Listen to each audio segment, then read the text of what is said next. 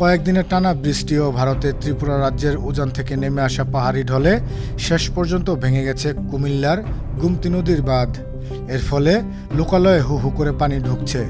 এরই মধ্যে প্রায় 15টি গ্রাম প্লাবিত হয়েছে। বৃহস্পতিবার রাত আনুমানিক পুরো 12টার দিকে গুমতি নদীর উত্তর পূর্ব পাশে কুমিল্লার বুড়িচং উপজেলার 16 নল ইউনিয়নের মিথিলাপুর এলাকার বুরবুরিয়া বাঁধ ভেঙে যায়। প্রায় 30 ফুট এলাকা জুড়ে এই বাঁধ ধসে যায়। এতে বুড়িচং ও ব্রাহ্মণপাড়া বন্যা পরিস্থিতি ভয়াবহ হয়ে উঠছে।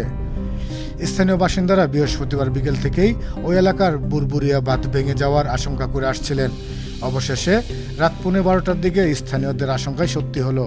স্থানীয় সূত্রে জানা যায়, গুমতির পানির প্রবল ঢেউয়ের এক পর্যায়ে বুরবুরিয়া বাঁধ ফাটল দেখা দেয়। এই সময় স্থানীয়রা ফাটল বন্ধ করতে গিয়ে দেখে সেখানে গভীর গর্ত সৃষ্টি হয়ে পানি বের হচ্ছে। এক পর্যায়ে পানির স্রোত বাড়তে থাকে ও সেই গর্তের আকার বড় হতে থাকে ও সেখান দিয়ে প্রবল গতিতে পানি বের হতে থাকে।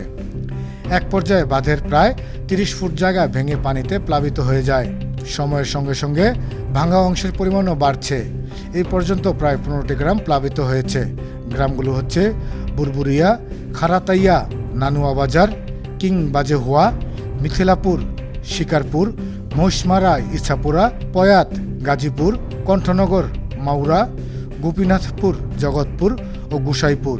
এদিকে স্থানীয়রা বাঁধ এলাকায় এবং আশপাশের লোকজনদেরকে রাত থেকেই নিরাপদ আশ্রয় নিয়ে যাওয়ার চেষ্টা শুরু করেন।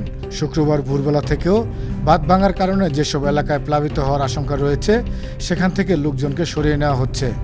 স্থানীয় ইউনিয়ন পরিষদের চেয়ারম্যান বিল্লাল হোসেন বলেন, পানির তীব্র স্রোতে ধসে যাওয়া বাঁধের আয়তন বাড়ছে। এভাবে বাড়তে থাকলে কুমিল্লার বুড়িচং ও ব্রাহ্মণপাড়া উপজেলা শতভাগ প্লাবিত হওয়ার আশঙ্কা রয়েছে।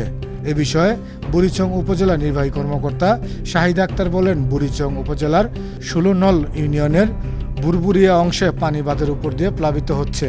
প্রবল প্রবাহের সাথে বাঁধ ক্ষতিগ্রস্ত হচ্ছে। অবস্থা খুবই আশঙ্কাজনক। সবাইকে নিরাপদ স্থানে চলে যাওয়ার অনুরোধ করছি। পানি উন্নয়ন বোর্ড পাউবো কুমিল্লার নির্বাহী প্রকৌশলী খান মোহাম্মদ ওয়ালিউজ্জামান জানান, বৃহস্পতিবার সন্ধ্যার পর থেকে ওই স্থানের নিচ দিয়ে পানি বের হচ্ছিল। স্থানীয় লোকজন বালুর বস্তা ফেলে পরিস্থিতি নিয়ন্ত্রণে আনার চেষ্টা করে, কিন্তু রাত 12:15টার দিকে বাঁধ ভেঙে লোকালয়ে পানি ঢুকতে শুরু করে। জানাল আবেদিন, আনন্দ টিভি।